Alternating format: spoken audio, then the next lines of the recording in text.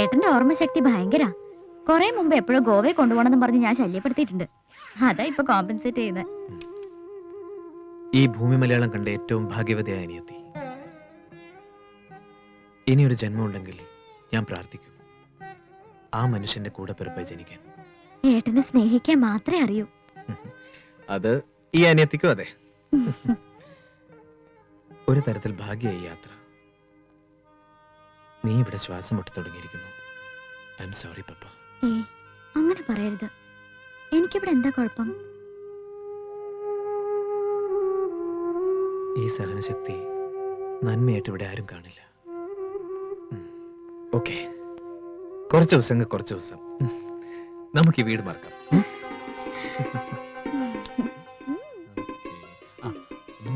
ഇല്ല, ഒന്നും വന്നിട്ടില്ല. കണ്ടോ, എന്നെ കൊണ്ടുപോയില്ലോ. മോനെ നന്ദ, ഇറങ്ങിയോ? അതെ ചേച്ചി. പോയിട്ട് വരാ ചേച്ചി. രാജി പോവാം. മോനെ, അച്ഛന് തീരെ വയ്യ കേട്ടോ. നീ ഇവിടെ ഇല്ലെങ്കില് ഞങ്ങൾക്ക് ആർക്കും അച്ഛനെ മാനേജ് ചെയ്യാൻ കഴിയില്ല. എത്ര പേര് ഇടവും മലവും നിന്നാലും നീ അടുത്തില്ലെങ്കില് അറിയാലോ അച്ഛന്റെ കാര്യം. അച്ഛന് പ്രത്യേകിച്ച് അസുഖമൊന്നും. ഞാൻ ഇപ്പോഴല്ലേ അച്ഛൻ്റെ അടുത്ത് പോയത്. അത് നന്ദന്റെ പപ്പയുടെ യാത്ര മുടക്കണ്ടെന്ന് വെച്ചിട്ട് ഒന്നുമില്ലാത്ത ഭാവം നടിക്കുക. വയ്യാഴിക ശരിക്കും ഉണ്ട്. നീ പോയി കഴിഞ്ഞായിരിക്കും തുടങ്ങുക കരച്ചിലും പിഴിച്ചിലും വാശിയും. പിന്നെ ഭക്ഷണവും മരുന്നും ഒന്നും കഴിക്കുകയില്ല. എന്താ ഞാൻ വേണ്ടത് ചേച്ചി? ഈ യാത്ര ക്യാൻസൽ ചെയ്യണോ? എന്ന് ഞാൻ പറയില്ല. പപ്പ ഒരുപാട് മോഹിച്ചൊരുങ്ങി ഇറങ്ങിയതല്ലേ. എന്നാ പപ്പയെ തനിച്ചു വിടാം. എന്നിട്ട് ഞാൻ ഇവിടെ അച്ഛൻ്റെ അടുത്തിരിക്കാം. നീ എന്നോട് ദേഷ്യം പിടിക്കല്ലേ. ഞാനിവിടുത്തെ സിറ്റുവേഷൻ പറഞ്ഞതേ ഉള്ളൂ. ഇവിടുത്തെ സിറ്റുവേഷൻ എനിക്ക് മനസ്സിലാവും ബിക ചേച്ചി, മനസ്സിലാവും. സ്വന്തം ജീവിതം ചളിക്കുണ്ടിലായി തീർന്നവരുടെ ഫ്രസ്ട്രേഷൻ, ജലസി അനുവദിക്കരുത്. ആരെയും നന്നായി ജീവിക്കാൻ അനുവദിക്കരുത്. അതേ പ്രസംഗം പറയുന്നു. നീ നിന്റെ ഭാര്യ വിളിച്ച് എങ്ങോട്ടാന്ന് വെച്ചാ പോടാ. തന്തയെ ചുടുകാട്ടിലേക്ക് എടുക്കുമ്പോഴും ഇവിടെ വേണ്ട. പോ, ഗോവയ്ക്കോ സിമിലേക്കോ. പ്രാഗി കൊല്ലും എന്റെ അച്ഛനെ നിങ്ങളൊക്കെ കൂടി. ഭാസ്കര, ലഗേജ് ഒക്കെ എടുത്ത് റൂമിൽ വെക്ക. സോറി പപ്പ.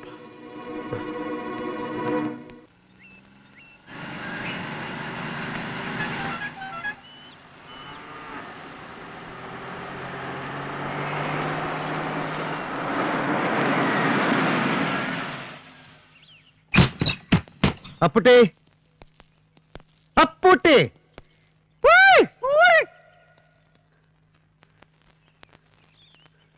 വണ്ടിയുടെ ശബ്ദം കേട്ടു. ഞാൻ ആ പത്താപ്പേരുടെ പിന്നിലായിരുന്നു. പക്ഷെ തീരെ പ്രതീക്ഷിച്ചില്ല കേട്ടോ. അങ്ങനെ പ്രതീക്ഷിച്ചിരിക്കുമ്പോ കേറി വന്ന എന്താ അപ്പുട്ടി അതിനൊരു മേളം ഡിമാന്ന് വന്ന് വീണം. മുമ്പും താൻ എന്നെ അങ്ങനെയല്ലേ കണ്ടിട്ടുള്ളൂ. പകല് വെളിച്ചത്തിൽ നമ്മൾ തമ്മിൽ കാണുന്നത് ആദ്യം എന്നാ തോന്നേ. രാത്രിയല്ലേ പ്രത്യക്ഷപ്പെടൽ, അതുപോലെ അന്തർധാനവും. എന്താണ് കൊച്ചു തോർത്തുമുണ്ടൊക്കെ എടുത്ത് പത്തായപ്പുരയുടെ പിന്നിൽ നിന്നൊരു പ്രത്യക്ഷപ്പെടൽ? ആ അടിച്ചളിക്കാർ ഇപ്പോഴും സർവീസിലുണ്ടോ? അത് പെൻഷനായി, ഇപ്പൊ ആരുമില്ല. അധികം തുടങ്ങി ഞാൻ തന്നെയാ. വിരോധമില്ല. ഇവിടുത്തെ ഏകാന്തതയിൽ ഒരു നേരം പോക്കിനായി താൻ ഇനി ആരെങ്കിലും ഇവിടെ പാർപ്പിച്ചു എന്ന് തന്നെ വെക്കുക. വിരോധം ഒട്ടുമില്ല. പക്ഷെ വിരോധം ഉണ്ടാവും. ഒരു കമ്പനിക്ക് താൻ എന്നെ കൂടെ വിളിക്കാതിരുന്നാൽ. അല്ല, ബാഗും പെട്ടിയൊക്കെ ഇറക്കുന്നുണ്ടല്ലോ. 2 നാള് കാണുവോ? 2 നാളല്ല, ഇനിയുള്ള നാളുകൾ ചിലപ്പോൾ മുഴുവൻ ഞാനിവിടെ ഉണ്ടാവും. ഈ വീട് വാങ്ങിയിട്ടിരിക്കുന്ന കാര്യം പപ്പയ്ക്ക് അറിയില്ല. നിങ്ങളോടും പപ്പയോടും ഞാൻ എന്തെങ്കിലും മറച്ചു വെച്ചിട്ടുണ്ടെങ്കിൽ ഇത് മാത്രമാണ്. വെറുതെ ഒരു സർപ്രൈസ് തരാൻ. ഇവിടെയാണോ ജനിച്ചതും ചൈൽഡ്ഹുഡ് ചെലവഴിച്ചതും ഒക്കെ? ജനിച്ചത് ഈ വീടിനപ്പുറത്ത് എവിടെയോ ഒരിടത്ത്. ഞാൻ ബാല്യം ചെലവഴിക്കുകയായിരുന്നില്ല, കണ്ണീര് കുടിച്ച് അനുഭവിക്കുകയായിരുന്നു. അച്ഛൻ മരിച്ച 2 കുട്ടികളെയും കൂട്ടി അമ്മ തറവാട്ടിലേക്ക് കയറി വന്നപ്പോ അമ്മാവന്മാരുടെ ദുർമുഖങ്ങളും അമ്മായിമാരുടെ ആട്ടും തുപ്പുമായിരുന്നു സ്വീകരിച്ച് ആനയിച്ചത്. ഉരപ്പുരയുടെ നിലത്ത് അമ്മ മരിച്ച് തണുത്ത് കിടന്ന ശേഷം അധിക നാൾ ഇവിടെ കഴിയേണ്ടി വന്നില്ല. പോയി. 14 വയസ്സുകാരൻ ഏട്ടൻ 6 വയസ്സുകാരി അനിയത്തെയും കൂട്ടിപ്പോയി. ചോരയ്ക്കും പണത്തിനും ഒരേ മണമാണെന്ന് തിരിച്ചറിയാൻ തുടങ്ങിയിട്ട് എത്ര കാലമായി കാണും അറിയില്ല. അവളെ ഒന്നും അറിയിച്ചിട്ടുമില്ല. ഈ പഴയ അമ്മാവന്മാരും അമ്മായിമാരും ജീവനോടെ ഉണ്ടോ ഇപ്പോഴും? നമുക്കൊരു വിസിറ്റ് നടത്തിയിരുന്നു. ഉണ്ടാവാം, അന്വേഷിച്ചിട്ടില്ല. അത് വേണ്ടടോ. നമുക്കങ്ങനെ വേഷം കെട്ടി കാണിച്ചാലും തോൽപ്പിക്കണ്ട. കോടികൾ കണ്ടു മടുത്ത മനുഷ്യന്റെ പേരിൽ ഇന്ന് ഈ ഭൂമിയിലുള്ള ആകെ സ്വത്ത് ഈ വീടാ. ബാക്കിയെല്ലാം അനിയത്തിയുടെ പേരിലല്ലേ? അവളുടെ പേരിൽ, എന്റെ പേരിൽ. അങ്ങനെ ഒരു വേർതിരിവുണ്ടോ സേതു? കാലം ചീത്തയാണ്. മനുഷ്യനാണെങ്കിൽ പണത്തിനോടുള്ള ആർത്തി കൂടുതൽ കൊണ്ട് എന്തും ചെയ്യാൻ പഠിക്കാത്ത ചീത്തക്കാലം. പപ്പയ്ക്കുള്ളത് എന്താണെന്ന് വെച്ചാൽ എഴുതി കൊടുത്തിട്ട് ബാക്കി സ്വന്തം പേരിലാക്കണം. സ്വാമി എന്തൊക്കെയാ പറയുന്നത്? അതിൽ കാര്യമില്ലാതില്ല. കോളിയോടന്മാരുടെ ഇപ്പോഴത്തെ കണ്ടീഷൻ ശേഖരം മുതലാളിയുടെ പഴയ കോണകം വരെ വിൽക്കുന്ന ലെവലിലാ. അപ്പുട്ടി ഒരു കുപ്പി എടുക്ക. സ്വാമി, വീട്ടിൽ വളർത്തുന്ന ഒരു പട്ടി തേങ്ങ പൊതിക്കുന്നതായ ഒരു വാർത്ത പേപ്പറിൽ വായിച്ചോ? വായിച്ചിരുന്നു, പക്ഷെ ഇപ്പോഴാണ് നേരിട്ട് കാണാൻ ഭാഗ്യം ഉണ്ടായത്. എന്തേലും വെറുതെ കളിക്കുന്നത്. ഒന്നുമില്ലേ? ആ സേതു വന്നല്ലോ. ഫോൺ ചെയ്തോ സേതു? ലൈൻ കിട്ടുന്നില്ല. ഏതായാലും പപ്പയും നന്ദനും പോയിട്ടില്ല എന്നുള്ള ഉറപ്പാ. യാത്ര ക്യാൻസൽ ചെയ്തെന്നാ ഇന്നലെ അവിടെ വിളിച്ചപ്പോ പറഞ്ഞത്.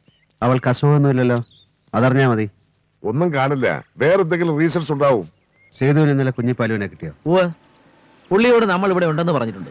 പറ്റുമെങ്കിൽ ഇങ്ങോട്ട് ചാടാന്നും പറഞ്ഞു. ഇതാരാ ഇവിടെ? കുഞ്ഞിപ്പാൽ വേണോ?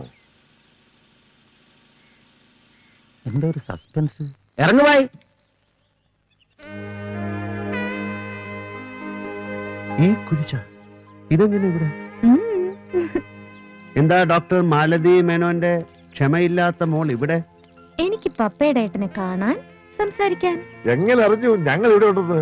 ഒരുപാട് അന്വേഷിച്ചു. ഒടുവിൽ കുഞ്ഞുപാലുവേട്ടൻ പറഞ്ഞു തന്നു. ഫ്രണ്ടിന്റെ കാറും കടം വാങ്ങി ഇനി പോന്നു. അമ്മയ്ക്കറിയോ? ഇല്ല, പറഞ്ഞാ വിടില്ല. സോ പറയാതെ ചാടി. മോള് കിട്ടുന്ന സ്പീഡിൽ വണ്ടി തിരിച്ചുവിട്. വെറുതെ ഓരോ കുഴപ്പങ്ങൾ ഉണ്ടാക്കണ്ട. അവരവിടെ കിടന്ന് അന്വേഷിക്കില്ലേ? പോവാം. എനിക്ക് സംസാരിക്കണം. എന്ത് സംസാരിക്കാൻ? ആരെന്ത് പറഞ്ഞാലും എനിക്ക് ഈ വിവാഹത്തിന് സമ്മതമാണ്. എനിക്ക് സമ്മതമല്ല. എതിർപ്പുകളെ അവഗണിച്ച് ഒളിച്ചോടി കല്യാണം കഴിക്കാൻ പറ്റിയ ഒരു പ്രേമരോഗി പയ്യൻസിനെ ക്ഷമ എന്നിൽ പ്രതീക്ഷിക്കരുത്. ഗോൾഡ് സ്മഗ്ലിംഗ് കേസിൽ 2 ദിവസം പോലീസ് ലോക്കപ്പിൽ കിടന്ന എന്നെ അംഗീകരിക്കാൻ ക്ഷമയുടെ വീട്ടുകാർക്ക് ബുദ്ധിമുട്ടാവും. അവരുടെ മാനസികാവസ്ഥ ക്ഷമ മനസ്സിലാക്കണം. ഞാനത് കാര്യമാക്കുന്നില്ല. എനിക്കറിയാം പപ്പയുടെ ഏട്ടനെ. എന്നെയോ? എന്നെ അറിയാമെന്നോ? ഇല്ല കുട്ടി, നീ അതിന് ശ്രമിക്കുകയും വേണ്ട. പൊയ്ക്കോളൂ. കുറച്ചു കാലം കഴിയുമ്പോൾ ഈ ഇൻഫാക്ച്വേഷൻ മാറും. സ്വാമി, ആ കുട്ടിക്ക് പറഞ്ഞ് മനസ്സിലാക്കി കൊടുക്കുക.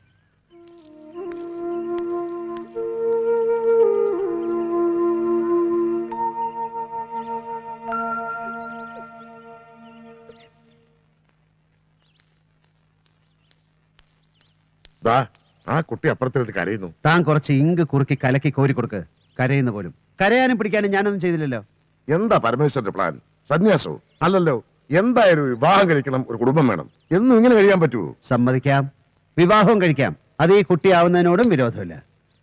പക്ഷെ ആ കുട്ടിയുടെ അമ്മ നിങ്ങളോട് പറഞ്ഞില്ലേ അത് നടക്കില്ലെന്ന്? അവരങ്ങനെ പലതും പറയും. അയ്യടാ, അനുവാദം കാത്തു നിന്നും കൈനീട്ടി വാങ്ങി നമ്മൾ ഇതുവരെ എന്താ ചെയ്തത്? ആ കുട്ടി തയ്യാറായി കൊണ്ട് വന്നിരിക്കുക. ഇനി ഒരു നാളും തീയതി നോക്കി നമ്മൾ അതൊക്കെ നടത്തും. അത്രേ ഉള്ളൂ. വേണോ സ്വാമി? വേണം ഉസ്താദ്. എന്നാ നിങ്ങൾ ആ കുട്ടിയെ പറഞ്ഞേക്ക്. ഇന്ന് തന്നെ കെട്ടണമെന്ന് വാശിയിലൊന്നും അല്ലല്ലോ. സമയം മറട്ടെ. അതൊന്ന് നേരിട്ട് പറയേ, എന്നിട്ട് സന്തോഷമായിട്ട് ആ കുട്ടിയെ യാത്രയാക്കി. ഡോ,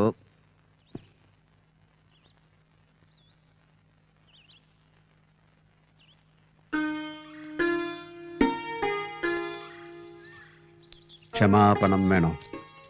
പപ്പയുടെ ഏട്ടൻ എന്ത് തെറ്റാ ചെയ്തത് ക്ഷമാപണം നടത്താൻ? ക്ഷമാപണം വേണോന്ന്.